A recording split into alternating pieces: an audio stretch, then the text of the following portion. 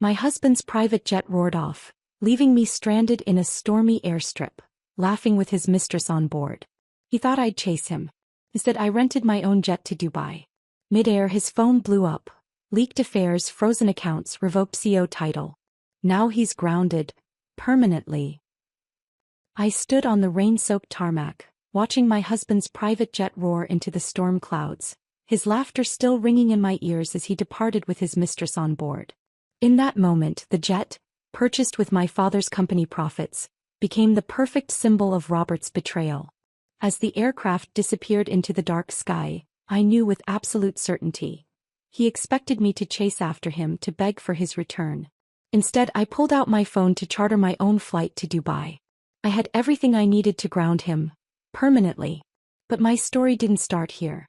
It began 6 months earlier with my father's death and an inheritance that would change everything. The rain had pelted against the window of my father's hospital room as I clutched his hand for the last time. His fingers, once strong enough to build Hartwell Foods from nothing but a small sandwich shop into a regional powerhouse, now felt fragile in mine. The monitor flatlined, and just like that, I became both an orphan and the unexpected CEO of a multi-million-dollar company at 34. "Miss Hartwell," the hospital chaplain said gently, "would you like a moment alone?" I nodded, unable to speak through the knot in my throat. Dad had always told me I'd inherit the business someday, but someday was supposed to be decades from now, not after a sudden heart attack took him at 62. The first week after Dad's funeral passed in a blur of black clothes and casseroles. Robert, my husband of 8 years, handled everything. The funeral arrangements, the endless stream of visitors, even making sure I ate. "You don't need to worry about anything right now," he whispered, holding me each night as I cried myself to sleep. "I've got you." When Dad's attorney, Mr. Greenberg, called about the will reading, Robert took the day off from his accounting job to come with me. I gripped his hand under the conference table as Mr. Greenberg adjusted his glasses and began reading the document that would change everything. "To my daughter, Sarah Elizabeth Hartwell, I leave my entire estate, including 100% ownership of Hartwell Foods Incorporated." Mr. Greenberg paused to look at me over his glasses. "Your father was very specific that the company should pass to you alone." I felt Robert's hand tighten slightly around mine. Dad had always been fond of Robert, but he'd never offered him a position at the company despite Robert's not-so-subtle hints about wanting to leave his accounting firm. "The company needs fresh blood," Dad would say, "but family businesses need clear leadership." The weeks that followed were a crash course in food industry management. I'd worked summers at Hartwell Foods during college and had been handling marketing for the past 5 years, but suddenly I was responsible for everything. Supply chains, distribution contracts, personnel issues, and financial decisions that affected the livelihoods of over 200 employees. "You look exhausted," Robert said one night, massaging my shoulders as I reviewed quarterly projections. "Why don't you take a break? We could grab dinner at Antonio's like we used to." I leaned into his touch, realizing we hadn't had a proper date night in weeks. "That sounds perfect. Just give me 15 minutes to finish this email." Over candlelight and red wine, I felt like myself again for the first time since Dad died. Robert charmed me with stories from his office and made me laugh until my sides hurt. This was the man I'd fallen in love with in graduate school. Supportive, funny, and able to make me forget my worries. "Thank you," I said, reaching across the table for his hand. "For everything these past months. I couldn't have managed without you." He smiled, but something flickered in his eyes. "Happy to help. Though I wish I could do more than just be your shoulder to cry on. I've been thinking, maybe I could help with the company finances? Take some of the burden off you."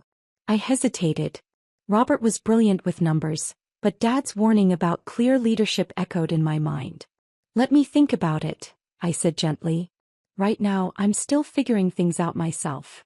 As spring turned to summer, I slowly found my footing at Hartwell Foods. The company had been Dad's life's work, and I was determined to honor his legacy. We launched a new line of organic sauces that had been Dad's pet project before he died, and sales exceeded our projections by 30%. "We should celebrate," Robert suggested when I shared the good news. "This calls for champagne." That night, as we toasted to success, I noticed how genuinely happy Robert seemed for me. He'd been my rock throughout this transition, never complaining when I worked late or brought spreadsheets to bed. In that moment, I made a decision. Robert's 40th birthday was approaching in August and I wanted to do something meaningful. Something that showed him how much his support meant to me. After consulting with Mr. Greenberg about the legalities, I decided to gift Robert half of my shares in Hartwell Foods. "Are you certain about this, Ms. Hartwell?" Mr. Greenberg asked, peering at me with concern. "Your father was quite adamant about keeping ownership within the direct bloodline." "Dad didn't know how essential Robert would become," I insisted. "Besides, we're family too." Mr. Greenberg prepared the paperwork with reluctance, and I planned an intimate birthday dinner at home to present my gift. I spent the day cooking Robert's favorites, beef Wellington with truffle mashed potatoes and chocolate soufflé, and set the dining room table with our best china. "What's all this?" Robert asked when he came home, eyes widening at the candlelit setup. "Happy birthday," I said, kissing him. "I wanted tonight to be special." After dinner, I handed him a small box containing a vintage watch I'd found at an antique store. He admired it with appropriate enthusiasm, but I could tell he'd expected something different. That's when I pulled out the leather portfolio containing the share certificates. "There's one more thing," I said nervously. "Something to show you how much your support has meant during this difficult time." I placed the portfolio in his hands. "I want us to be partners in everything, including Dad's company." Robert opened the portfolio slowly, his expression shifting from curiosity to disbelief as he realized what he was holding. 50% of Hartwell Foods?" he whispered, looking up at me. "Sarah, are you serious?" "Completely," I smiled. "You've been my rock. I couldn't think of anyone better to share this with." He surged forward to embrace me, lifting me slightly off the ground in his enthusiasm. "You won't regret this," he promised, eyes shining with what I took for gratitude. "We're going to take Hartwell Foods to places your father never dreamed of." The change was subtle at first. Robert started coming to the office with me, sitting in on meetings, offering suggestions. The staff seemed to like him. He remembered everyone's names, brought donuts on Fridays, and stayed late to help solve problems. "Your husband's quite the charmer," Rita, my assistant who'd worked for Dad for 20 years, observed one afternoon. "He's always been good with people," I agreed, watching through my office window as Robert chatted animatedly with our sales team. Looking back, I should have noticed the warning signs. The way Robert began scheduling meetings without consulting me. How he started using "I" instead of "we" when discussing company decisions. The subtle shift in how staff increasingly went to him with questions rather than me. One evening I overheard him on the phone in his home office, door slightly ajar. "Don't worry about Sarah," he was saying in a low voice. "She's still dealing with her grief. Just send the proposal directly to me and I'll make sure it gets approved." I froze, hand raised to knock. Who was he talking to? And why would they bypass me on a proposal? Before I could process this, Robert continued, "The acquisition looks promising. With her father gone, there's nobody left who remembers the old handshake agreements. We can move forward without any complications." My chest tightened. "Acquisition? What acquisition?" I quietly backed away from the door, mind racing. That night, I lay awake beside him, wondering if I'd made a terrible mistake. Dad's voice seemed to whisper in my ear, "Family businesses need clear leadership." But Robert was family, my husband, my partner, my support system. Surely I was overthinking this. Yet as I watched him sleep peacefully beside me, I couldn't shake the feeling that something fundamental had shifted between us, like the first tremor before an earthquake that would eventually leave me stranded on that rainy airstrip, watching my husband fly away with another woman. The next morning I convinced myself I was overreacting. Robert had always been ambitious. It was one of the qualities that had attracted me to him in the first place. His drive complemented my creativity and together we made a good team. At least, that's what I told myself as I dressed for work, carefully selecting a navy pantsuit that Dad had always said gave me an air of authority. "Ready to go, babe?" Robert called from downstairs. He'd started driving us to work together, another small change that had seemed thoughtful at first. Now I wondered if it was just another way to keep tabs on my movements. "Coming," I replied, taking a deep breath before heading downstairs. The subtle power shift at Hartwell Foods continued over the following weeks. Robert had converted a storage room into his own office, directly across from mine with glass walls that allowed him to monitor my meetings. He'd begun hiring new people without consulting me, including a striking marketing director named Vanessa Powell. Vanessa comes highly recommended, Robert explained when I questioned him about it. She worked wonders at Meridian Foods. Their market share doubled under her strategies. His hand rested possessively on Vanessa's shoulder a beat too long. I'm sure she's very talented, I replied, extending my hand. Welcome to Hartwell Foods, Vanessa. I look forward to reviewing your marketing proposals. Oh, Robert and I have already drafted the Q4 campaign, Vanessa responded with a practiced smile that didn't reach her eyes. He approved everything yesterday. I maintained my professional smile while feeling a knot form in my stomach. I see. Well, I'd still appreciate being kept in the loop on all major campaigns. This is still my father's company. Our company, Robert corrected with a tight smile. And of course we'll keep you informed. That evening over dinner I tried to broach the subject. Robert, I felt blindsided today about the marketing plans. We need to make these decisions together. Sarah, he sighed, setting down his fork. You've been so stressed lately. I'm just trying to take some pressure off you. Vanessa has brilliant ideas and I didn't want to bother you with routine approvals. Routine approvals? The Q4 marketing campaign is our biggest push of the year. I struggled to keep my voice level. Dad always said marketing was the heartbeat of the company. Your father ran things his way, we need to evolve.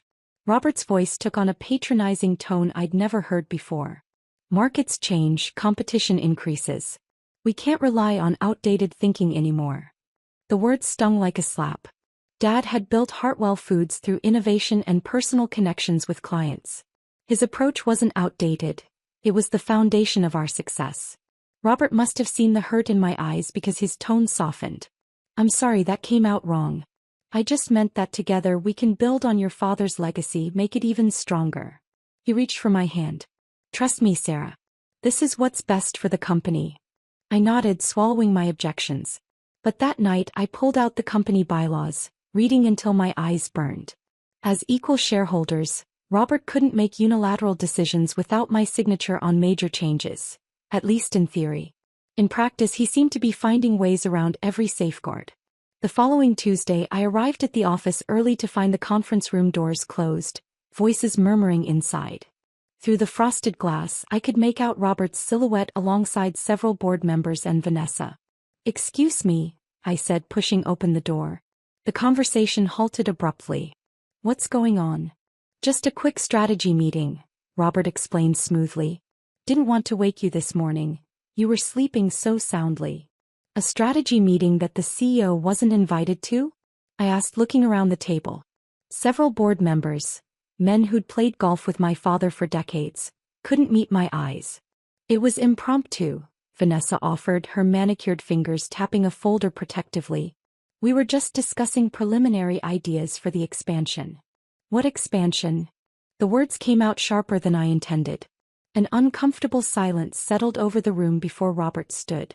Let's talk in your office, he suggested, guiding me by the elbow like a child having a tantrum. Once the door closed behind us, his friendly demeanor evaporated. You're embarrassing yourself, Sarah, he hissed. These people need to see strong leadership, not emotional outbursts. Emotional? You're holding secret meetings about major company decisions without me. It wasn't secret. It was preliminary.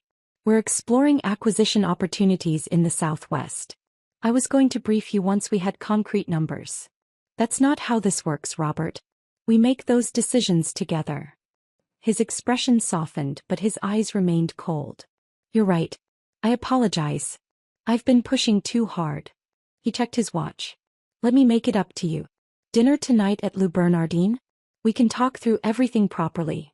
I wanted to refuse, to demand answers immediately, but several employees were watching through the glass walls. Fine. Dinner. But dinner never happened.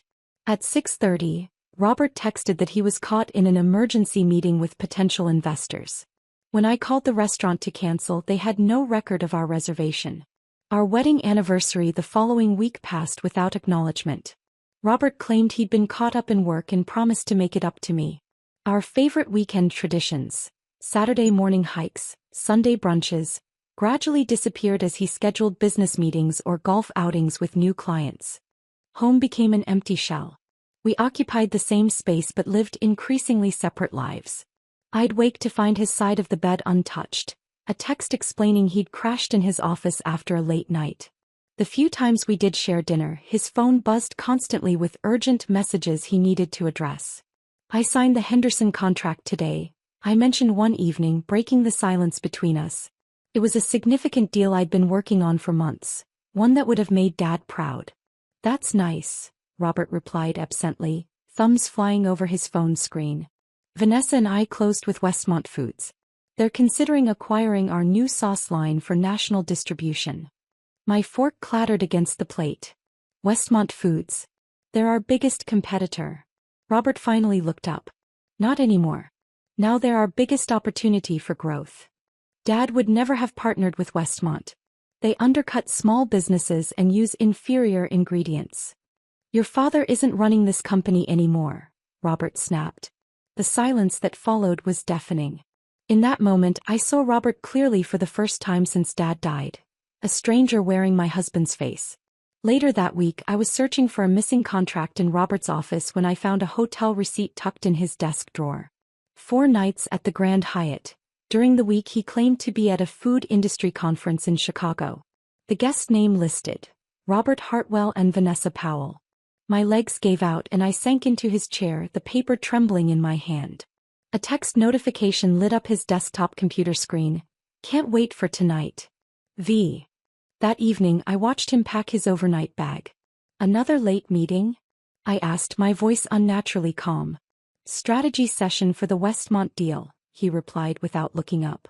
Don't wait up. I nodded, retreating to our bedroom where I curled up on Dad's old armchair, the one piece of furniture I'd insisted on keeping after he died. Wrapped in the familiar smell of worn leather, I finally acknowledged what I'd been denying for months. The company Dad built was slipping through my fingers, along with my marriage. And the worst part was that I had handed Robert the tools to dismantle both. Morning came with a decision.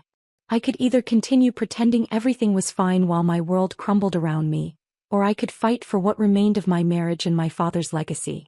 I chose to fight.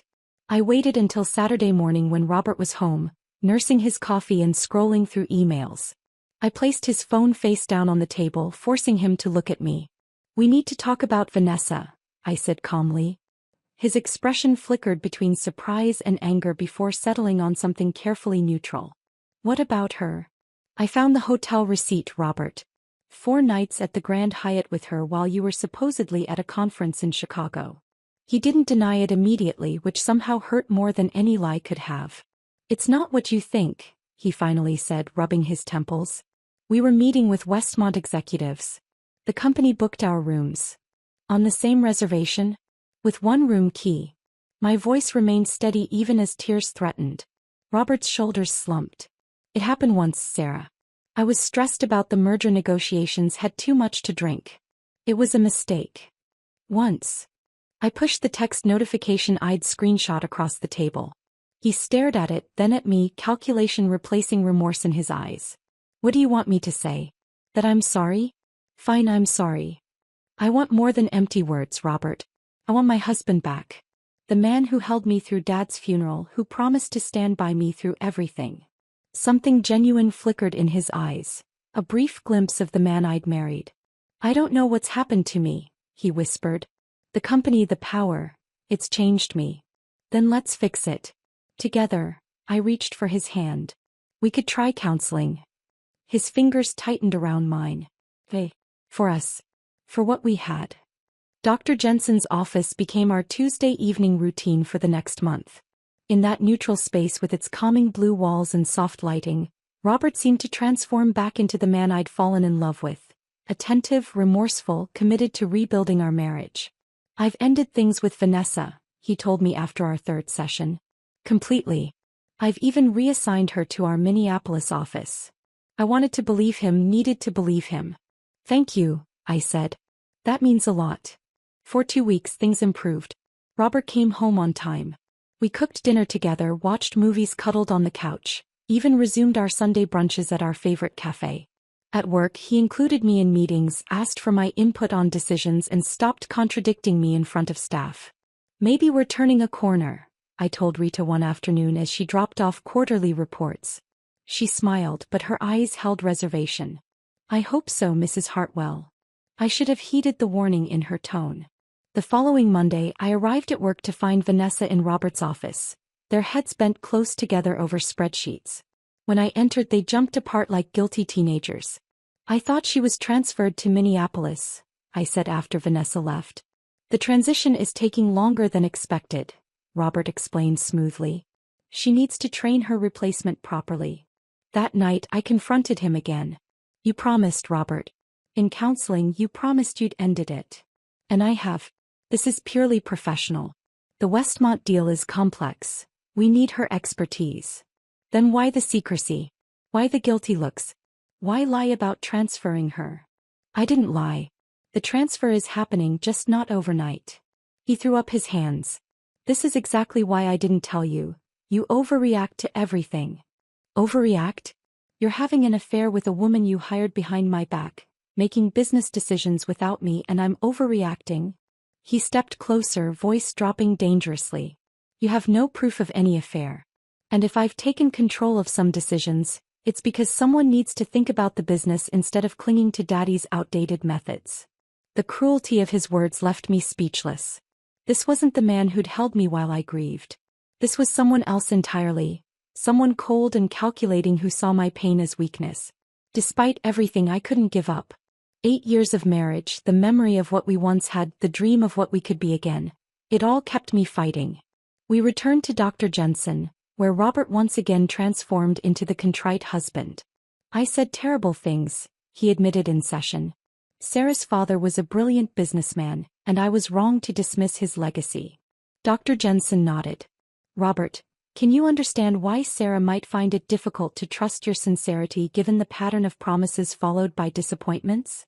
I do, he said, looking directly at me. And I want to prove myself. What if we plan something special for the company's anniversary next month? A celebration of your father's vision and your leadership. The gesture seemed so perfect, so thoughtful that I allowed hope to bloom again. I'd like that, I said softly. Robert threw himself into planning the company's 35th anniversary celebration. He reserved the grand ballroom at the Hilton, hired Dad's favorite jazz quartet, and ordered a cake modeled after our original storefront. Every detail showed attention and care. The night of the event, I wore a midnight blue gown that had been my mother's favorite, her pearl necklace cool against my skin. Robert complimented me sincerely, his hand warm at the small of my back as we greeted employees and board members. Everything was perfect until the speeches began. Robert took the stage first, champagne flute raised high. 35 years ago, Frank Hartwell started this company with nothing but determination and a signature sauce recipe, he began. The crowd applauded warmly. And today we honor that legacy by looking forward. Which is why I'm thrilled to announce that Hartwell Foods will be merging with Westmont Industries. Gasps rippled through the room. My champagne glass nearly slipped from my fingers. This partnership, Robert continued, will take us national, then global. And to facilitate this transition, I'm proud to announce our new executive team. I stood frozen as he introduced Vanessa as Executive Vice President and 3 Westmont executives as new board members. My name wasn't mentioned once. In one calculated move, Robert had announced a merger I hadn't approved and restructured the company without my consent. When he finally returned to my side, his smile was triumphant. Surprised, he whispered. How could you? My voice barely carried over the applause. The papers are already filed. Board approved it this morning in a special session. He clinked his glass against mine. Smile, Sarah. We're celebrating. That night, after mechanical goodbyes to confused employees, I locked myself in Dad's home office. With shaking hands, I logged into the company's financial system, accessing reports Robert thought I never reviewed. What I found confirmed my worst fears. Robert had been systematically moving company assets into new accounts where I wasn't a signatory. Small transfers at first, growing bolder over time. Most troubling was a newly formed offshore entity that now owned our patents and trademarks, including Dad's original sauce recipes. On paper, Hartwell Foods was becoming an empty shell, its value stripped away piece by piece. The realization struck me with physical force. Robert wasn't just betraying our marriage. He was orchestrating my complete removal from the company, ensuring that when he finally discarded me, I'd be left with nothing of Dad's legacy. Tears blurred my vision, but beneath the pain something else crystallized. A cold, clear determination. This wasn't just about saving my marriage anymore. Some things shouldn't, be saved. This was about survival. I spent the night compiling evidence, downloading financial records, taking screenshots of suspicious transactions, and copying emails I'd been blind to before. By dawn, I had assembled enough evidence to show that Robert had been systematically looting the company. But confronting him with it would only warn him, giving him time to cover his tracks or accelerate his plans. I needed legal advice, but I couldn't risk using our family attorney who had clearly sided with Robert during the merger announcement. I remembered Elena Vasquez, a fierce corporate lawyer Mom had befriended years ago. I made an appointment for later that week, careful to use my personal email rather than my company account. Meanwhile, Robert seemed energized by his public coup at the anniversary party. He whistled around the house, treated me with exaggerated courtesy, and even brought home flowers one evening. "We should take a trip," he announced over dinner 3 days after the party. "Just the two of us." Goodbye. "The Westmont team is hosting a global food expo there next week, but we could extend it, make it a second honeymoon of sorts." I almost choked on my wine. Dubai? Now. Think about it. 5-star hotels, private beaches, shopping. You've always wanted to see the Burj Khalifa. His smile didn't reach his eyes. Plus, it would show a united front to our new partners. My mind raced. Was this an olive branch or something more sinister? The timing was suspicious, coming right when I discovered the financial irregularities. Then again, Dubai would give me access to Robert's new business partners. I could gather more information, maybe even evidence of his schemes. "That sounds nice," I said carefully. "When would we leave?" "Friday morning. The company jet will take us to the private airstrip outside the city, then straight to Dubai." He reached for my hand. "I know things have been strained. This could be good for us." I smiled and squeezed his hand, while my mind calculated frantically. This accelerated my timeline. I needed to see Elena immediately. "I'd like that," I lied. The next morning I claimed a dentist appointment and slipped away to meet Elena at her downtown office. Her handshake was firm, her eyes sharp as she reviewed the documents I'd brought. "This is textbook corporate theft," she said finally, removing her reading glasses. "He's systematically stripping assets while positioning for a full takeover. The merger announcement without proper shareholder approval, meaning you, is particularly telling." "What can I do?" I asked. "Your father built in some protections when he established the company. Equal shares don't necessarily mean equal power." She tapped a clause in the original incorporation papers. "There's a moral conduct provision here. With evidence of financial impropriety, you could potentially trigger a review that would return full control to you." "How quickly could that happen?" "If we file emergency motions, days, maybe a week." She frowned. "Why?" "We're leaving for Dubai on Friday. A second honeymoon he suddenly planned after I started looking into the company finances." Elena's expression darkened. "That timing concerns me. Is there any way you can delay the trip? If I refuse to go, he'll know something's wrong. Then go, but be extremely careful. Keep gathering evidence, but don't confront him until we have everything filed and ready. And Sarah," she hesitated, "make sure your passport stays with you at all times." The warning sent a chill through me. What exactly did Elena think Robert was capable of? Friday morning arrived with ominous dark clouds gathering on the horizon. Robert seemed unusually attentive, carrying my suitcase to the car, holding doors open, asking if I wanted coffee before we headed to the airstrip. "The weather report mentions possible thunderstorms," I noted as we drove. "Will that affect the flight?" "We'll get out before the worst hits," he assured me, one hand resting on my knee. The gesture felt possessive rather than affectionate. The private airstrip was small. A single runway, a modest terminal building, and a few hangars. Our company jet waited on the tarmac, its steps already lowered, the pilot doing final checks. The first fat raindrops began to fall as we pulled up. "Go ahead and board," Robert said, checking his phone. "I need to make a quick call." I nodded and stepped out into the increasing rain, pulling my light jacket tighter. The wind whipped my hair as I approached the jet, my wheelie bag bumping over the uneven pavement. Before climbing the steps, I glanced back toward Robert, still sitting in the car. That's when I saw another vehicle approaching. A sleek black sedan that pulled up directly behind our car. The back door opened and Vanessa emerged, her red dress vivid against the darkening sky, an overnight bag in hand. She hurried to our car, slipping into the passenger seat beside Robert. I froze on the first step of the jet stairs. Through the car's windshield I could see them laughing together, her hand reaching up to stroke his face. Then Robert looked toward the jet, saw me watching, and his smile faded. He said something to Vanessa, then got out of the car, leaving her inside. "Sarah," he called, jogging toward me as the rain intensified. "I was just telling Vanessa goodbye. She brought some contracts I needed to sign before we left." The lie was so blatant, so insulting that I couldn't even respond. I just stared at him, rain streaming down my face, mingling with tears I refused to acknowledge. "Go on board," he urged, taking my elbow. "You're getting soaked." I pulled away from his grasp. "She's coming with us, isn't she?" His face hardened. "The Dubai team requested her presence for the marketing presentations. It's business, Sarah." In a red dress. With an overnight bag. My voice was surprisingly steady. "Stop lying, Robert. At least have the decency to tell me the truth."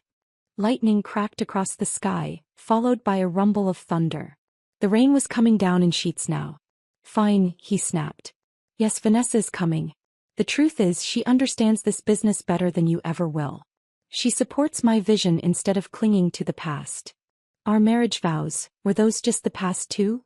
I asked. Robert stepped closer, lowering his voice, though the rain and thunder would have drowned it out anyway. "Look, I was trying to be kind. Make this easy.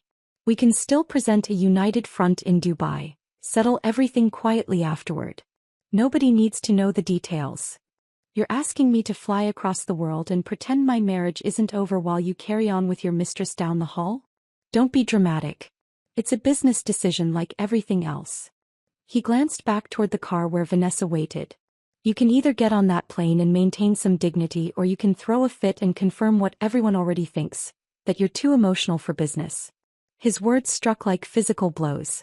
This was his plan, to humiliate me further, to use this trip to showcase my replacement both in the company and in his life. "Sarah." A voice called from the terminal building. I turned to see Mike Davis, the Airstrip manager who'd known my father, beckoning from the doorway. "Storm's getting worse. You folks need to decide if you're flying out or waiting it out." Robert turned toward the car. "We're leaving now," he called back, then looked at me. "Last chance, Sarah. On or off?"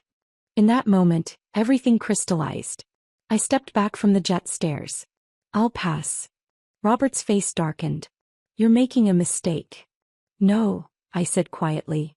"I already made my mistake. When I trusted you." He shook his head in disgust, then jogged back to the car. Within minutes, Vanessa had transferred to the jet, her red dress flashing like a warning signal as she climbed the stairs. Robert followed without a backward glance. The jet door closed and I stood in the pouring rain, watching as the aircraft taxied down the runway and took off into the stormy sky, carrying my husband and his mistress toward Dubai. "Mrs. Hartwell?" Mike approached, holding an umbrella over my head. "Let's get you inside out of this weather." The terminal building was warm and dry, the smell of coffee drifting from Mike's office. He handed me a towel and a steaming mug, concern etched on his weathered face. "Frank would have my hide if I let his little girl catch pneumonia," he said gruffly. "You okay?" The simple kindness broke something in me and tears came in earnest now. "Not really," I admitted. "But I will be." Mike awkwardly patted my shoulder. "Your dad was the best man I knew. Straight shooter, fair dealer." He hesitated. "Never much cared for your husband, if you don't mind my saying so." A surprised laugh escaped through my tears. "Right now, I don't much care for him either. What can I do to help?" Mike asked. "Need a ride back to the city?" I thought about Robert and Vanessa flying toward Dubai, confident they'd left me stranded and humiliated. They expected me to slink home defeated. To wait passively while Robert completed his takeover of the company in my life. "Actually," I said slowly, an idea forming, "do you know anyone who could arrange a private charter? I need to get to Dubai." Mike's eyebrows rose, but he nodded. "I've got connections at Regional Express. They've got a Gulfstream that could make that trip." He studied my face. This about getting even? No, I said, pulling out my phone. This is about getting what's mine. Mike's connections worked faster than I'd expected. Within an hour, a sleek Gulfstream G650 was being prepared for departure while I placed an urgent call to Elena. I need you on this flight with me, I told her when she answered. Robert's on his way to Dubai with his mistress. I'm following on a chartered jet. Pause. Sarah, are you sure about this? Flying halfway around the world in your emotional state. I've never been more clear-headed, I interrupted. But I need legal counsel and I trust you. I'll double your usual retainer. 3 hours later, Elena and I settled into the plush leather seats of the private jet. The storm had passed, leaving clear skies for takeoff. As we climbed through the clouds, I felt a strange calm replace the turbulent emotions of the past weeks. This wasn't about chasing Robert or saving my marriage anymore. This was about reclaiming what was rightfully mine. We have approximately 14 hours before we land in Dubai, Elena said, spreading documents across the table between us. Robert will have about a 5-hour head start. Good, I nodded. That gives him time to get comfortable, to think he's won. Elena smiled approvingly. I've been making calls. Judge Winters, she played golf with your father, has agreed to review our emergency motion immediately. If she agrees, and I believe she will, you'll have temporary controlling interest in Hartwell Foods by the time we land. What about the offshore accounts? I asked. The trademarks he transferred? That's where this gets interesting. Elena pulled out her laptop. Your father was more careful than Robert realized. The operating agreement has a provision that any IP transfer requires approval from all original shareholders or their direct heirs. Since you inherited directly from your father, and these transfers happened after his death without your explicit consent, they're invalid, I finished, a spark of hope igniting. Potentially. But we need evidence that you didn't approve them. I pointed to my carry-on. I've downloaded every email, every document I've signed since Dad died. Nothing about IP transfers. For the next 3 hours we combed through paperwork, building our case piece by piece. Elena drafted legal motions while I compiled a chronology of Robert's deceptions. The pattern was damning. Each step calculated to marginalize me while he consolidated power.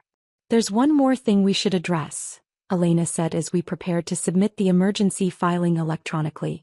Your marriage. My hand paused over the keyboard. Despite everything, a pang of grief hit me. What about it? From a strategic standpoint, you should consider filing for divorce immediately. It strengthens your position regarding company control and prevents Robert from claiming marital assets if the court rules in your favor. The word divorce hung in the air. 8 years of marriage, ending with a legal document filed from 40,000 feet above the Atlantic. Yet the decision felt surprisingly easy. Draft the papers, I said quietly. He made his choice at that airstrip. With our legal documents filed, Elena suggested I rest, but sleep was impossible. Instead, I began the next phase of our plan, gathering evidence of Robert's affair for potential breach of the moral conduct provision. I'd already saved screenshots of text messages glimpsed on his phone and photos taken at company events that showed his inappropriate closeness with Vanessa. But I needed more evidence of their collusion in company decisions, proof that their relationship had affected business operations. I remembered Robert often working on his personal laptop, which synchronized to our home cloud storage. Had he been careless enough to leave a trail there? I logged in remotely and found a treasure trove of evidence. Emails between Robert and Vanessa dating back months before he hired her. Budget reallocations diverting funds from my marketing department to projects they controlled.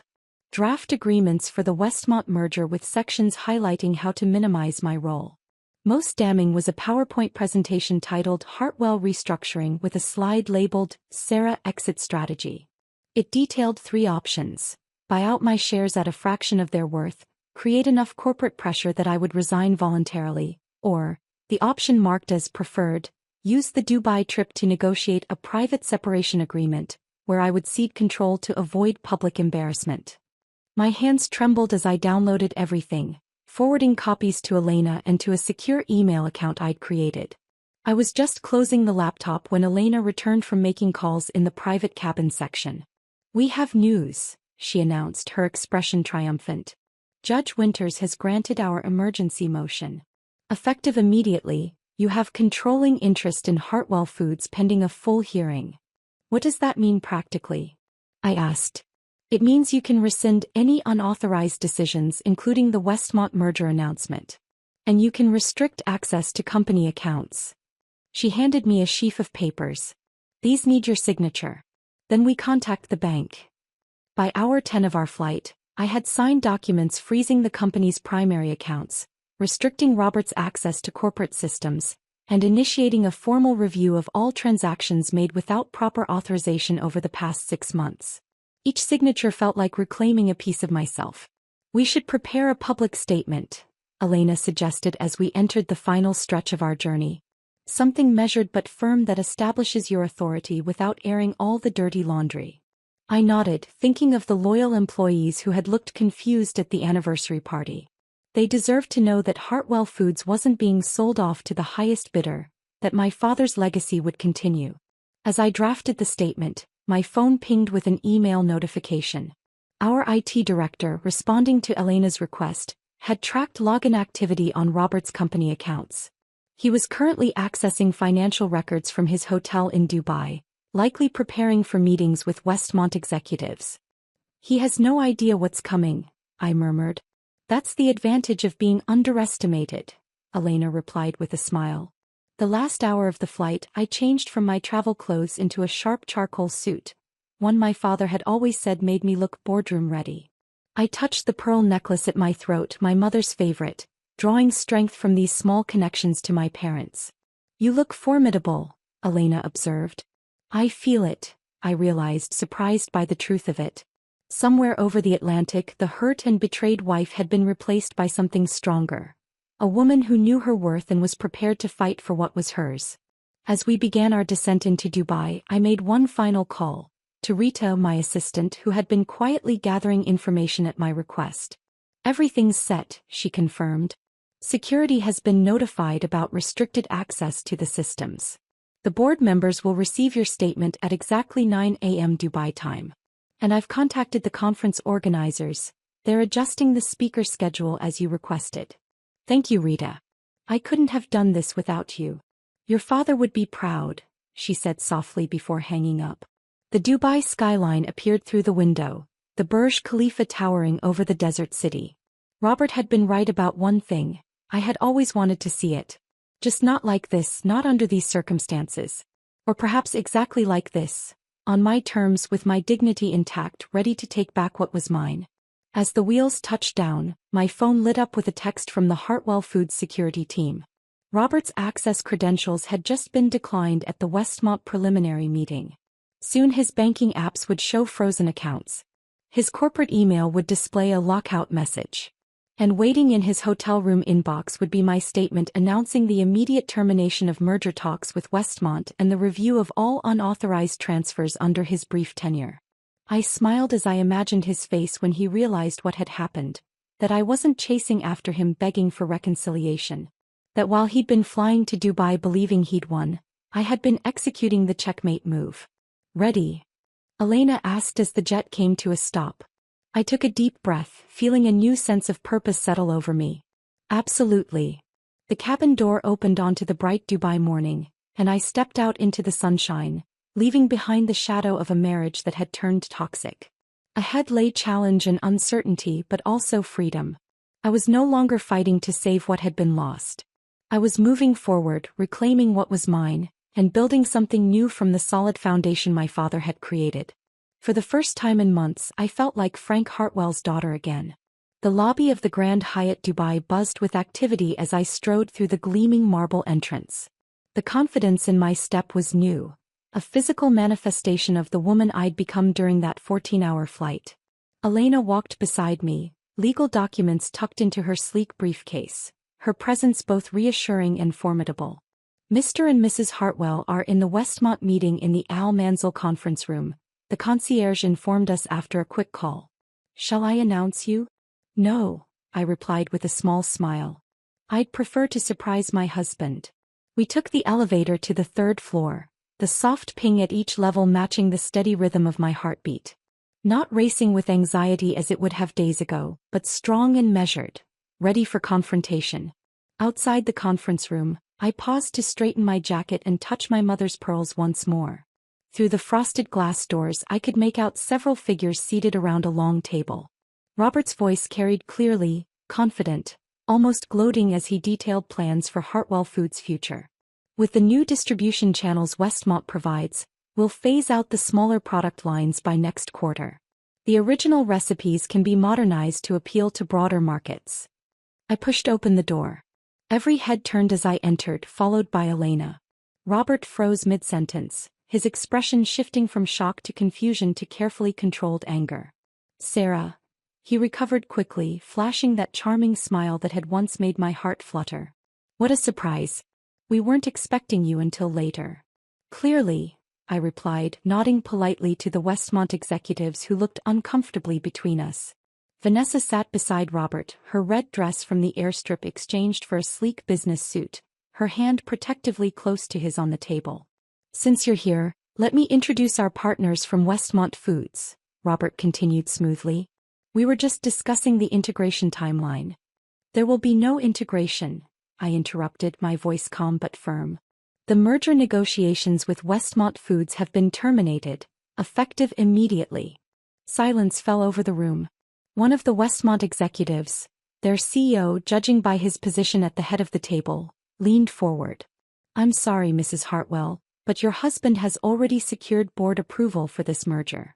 A board meeting called without proper notice to all shareholders. Elena stepped in, opening her briefcase. In violation of company bylaws. And who might you be? The CEO asked with thinly veiled irritation. Elena Vasquez, legal counsel for Hartwell Foods. She distributed copies of the court order to everyone at the table. As you can see, Judge Winters has granted emergency relief returning controlling interest to Ms. Hartwell pending review of numerous irregularities in recent company decisions. Robert snatched the document, his face darkening as he scanned the contents. This is ridiculous. You can't just. I already have, I said quietly. The company accounts have been frozen. Your access to corporate systems has been revoked. And the board has been notified of your immediate suspension pending investigation into financial improprieties. The room erupted.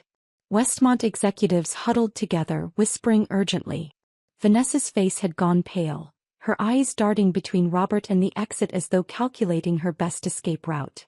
Robert pushed back from the table violently. We need to speak. Privately. I nodded, following him to a small sitting area in the corner of the conference room, still within sight but out of earshot of the others. What the hell do you think you're doing? He hissed, all pretense of civility gone. Exactly what my father would have done, I replied. Protecting what's mine. You'll regret this.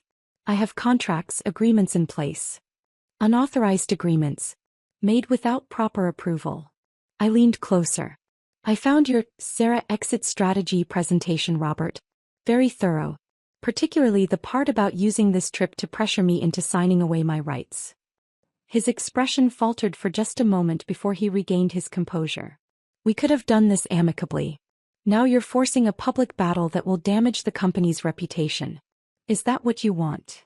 What I want, I said steadily, is for you to step aside gracefully. Resign your position, agree to the divorce terms Elena has drafted and walk away.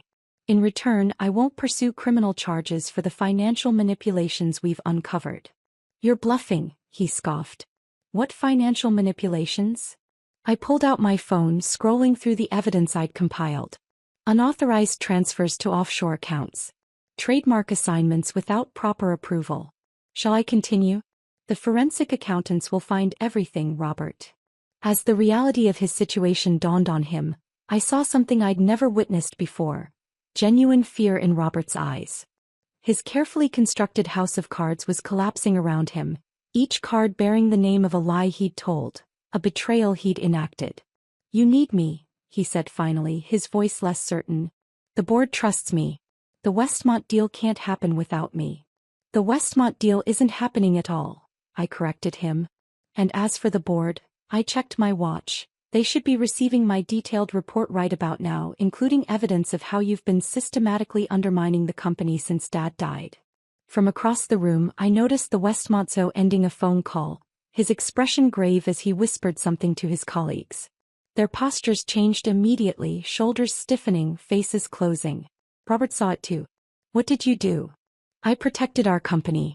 The way Dad raced me to do." I stood up. "Your return flight has been booked for tomorrow morning. First class, commercial. The company jet is no longer at your disposal. You can't just." "I can. I have." I turned to walk away, then paused. "Oh, and Robert? Your company credit cards have been cancelled. You might want to check your personal accounts too. It seems the bank had some concerns about recent unusual activity." I rejoined Elena at the table, leaving Robert standing alone, his carefully cultivated power evaporating in real time. The Westmontso cleared his throat awkwardly. "Mrs. Hartwell, in light of these developments, I think it's best if we postpone any further discussions." "Mr. Chambers, there's nothing to postpone," I replied firmly. "Hartwell Foods is not for sale or merger. However, I'd be happy to discuss potential distribution partnerships that don't involve corporate integration." He studied me for a moment, then nodded with what looked like respect. "Perhaps we can schedule that conversation for another time." As the Westmont team gathered their materials, Vanessa sidled toward the door, clearly hoping to slip away unnoticed. "Ms. Powell," I called, stopping her in her tracks. "Human Resources will contact you regarding the termination of your employment. Please ensure all company property is returned before you leave Dubai." She flushed, glancing toward Robert, who stood frozen in place, still processing his fall from power. Without a word, she hurried from the room, loyalty evaporating in the face of consequence. When the last Westmont executive had departed, I turned to Robert. "You should know, the locks at the house have been changed." "Where am I supposed to go?" he demanded, the entitlement in his tone almost laughable now. "That's no longer my concern." I gathered my things, prepared to leave him standing alone in the emptying conference room. "Sarah," he called as I reached the door. "I built that company with you. It's as much mine as yours." I paused, turning to face him one last time. "No, Robert. You tried to steal what my father built. There's a difference." I let the truth settle between us. "You're grounded, Robert. Permanently." As Elena and I walked through the hotel lobby toward the bright Dubai sunshine, a weight lifted from my shoulders. For the first time since Dad died, I felt truly capable of carrying his legacy forward while creating my own. "What now?" Elena asked as we stepped outside. I looked up at the impossibly tall Burj Khalifa, stretching toward the sky. "Now we rebuild. My way." 3 days later, I returned to our headquarters, stepping into the familiar lobby with new purpose. Rita greeted me with a warm hug and a stack of messages. "The board wants to meet this afternoon. They've reviewed everything and are prepared to ratify your full reinstatement as CEO," she reported. "And Mr. Greenberg called twice. Robert signed the divorce papers without contest." "He didn't have much choice," I noted, glancing through the glass walls of what had been Robert's office. The maintenance crew was already removing his nameplate. "Your father's office is ready for you," Rita said, following my gaze. "Unless you'd prefer to keep yours?" I considered the question. Dad's corner office represented tradition, stability, legacy. My current space reflected where I'd started in this company, the marketing department that had been my domain before all this began. "Have them move my things to Dad's office," I decided. "But first, let's call the design team. I think it's time for some updates." Rita smiled knowingly. "Honoring tradition while embracing change?" "Exactly." I touched my mother's pearls, a tangible connection to my past. Dad built something amazing, but now it's my turn to lead. That evening, I stood at the window of the office that had once been my father's and was now irrevocably mine. The view of the city stretched before me, lights beginning to twinkle as dusk settled. On my desk sat a framed photo of Dad at the original Hartwell storefront, his proud smile captured forever. Beside it, I placed a new frame containing the first executive order I'd signed today. The reinstatement of Dad's original sauce recipe with my own subtle enhancement, a blend of traditional and new that represented everything Hartwell Foods would become under my leadership. "Well, Dad," I whispered to the empty room, "I almost lost it all. But I think you'd be proud of how I got it back."